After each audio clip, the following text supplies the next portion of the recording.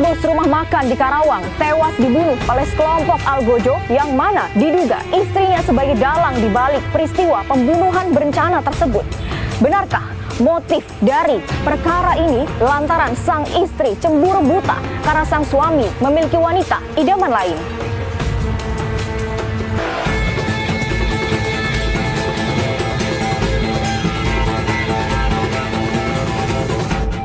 Di penghujung bulan Oktober lalu, warga Kelurahan Nagasari, Kecamatan Karawang Barat, Kabupaten Karawang digegerkan dengan tewasnya seorang bos rumah makan Hairul Amin di depan rumahnya dengan luka bacok di bagian kepala. Di sejumlah bagian tubuh Hairul pun ditemukan luka sayatan benda tajam. Diduga Hairul merupakan korban pembunuhan oleh orang tak dikenal. Pasalnya, sepeda motor, dompet maupun barang berharga lainnya tidak ada yang raib.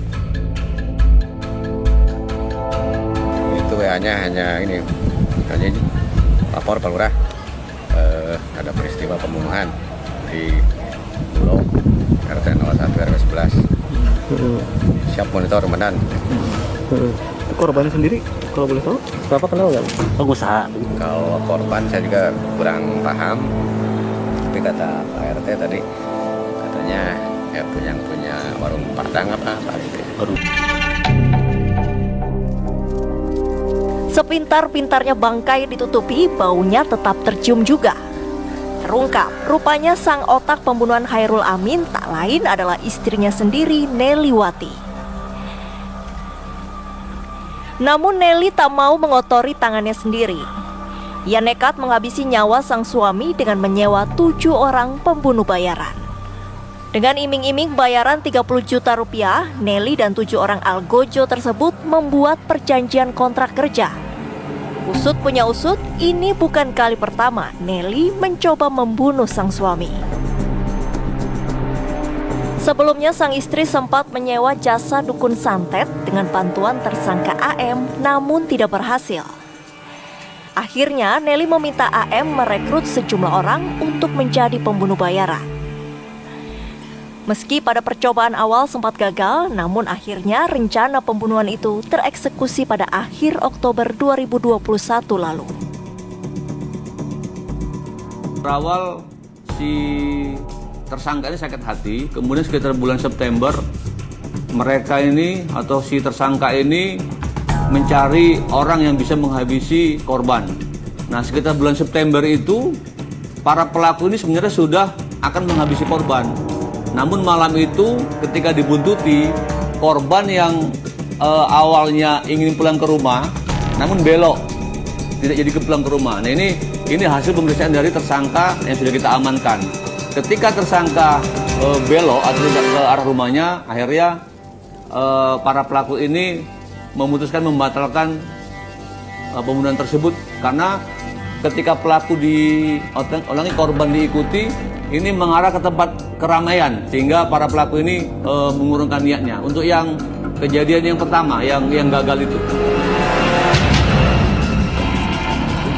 Lagi-lagi orang terdekat menjadi dalang pembunuhan anggota keluarganya sendiri. Meski berdalih sakit hati karena sang suami kerap meminta uang dan memiliki wanita idaman lain, namun tindakan Nelly tak jua bisa dibenarkan. Gambaran situasi ini memberikan potret bahwa seseorang yang hari ini kita sebut sebagai pelaku tidak tertutup kemungkinan awalnya dia adalah dalam kondisi sebagai korban.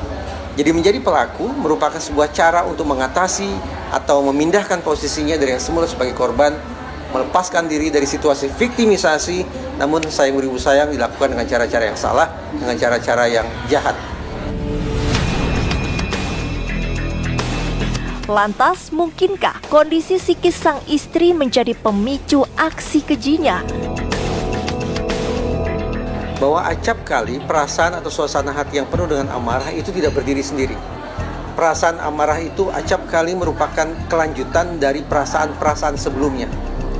Saya teringat ada salah satu model dalam psikologi forensik yang menjelaskan bahwa amarah merupakan episode ketiga, merupakan perasaan ketiga setelah sebelumnya muncul perasaan denial, pengingkaran, dan berawal dari kesedihan yang mendalam atau grief.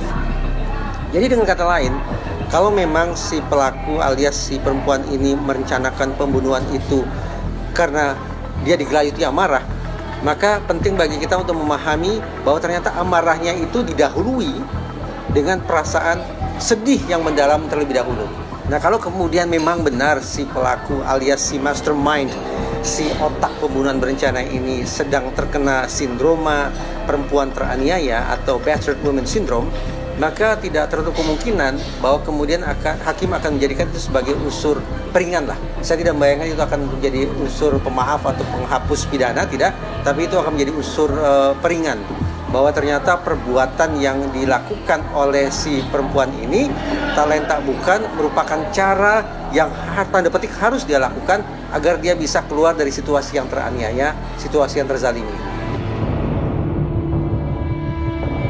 Para pelaku kini dijerat pasal 340 tentang pembunuhan berencana, subsidiar 338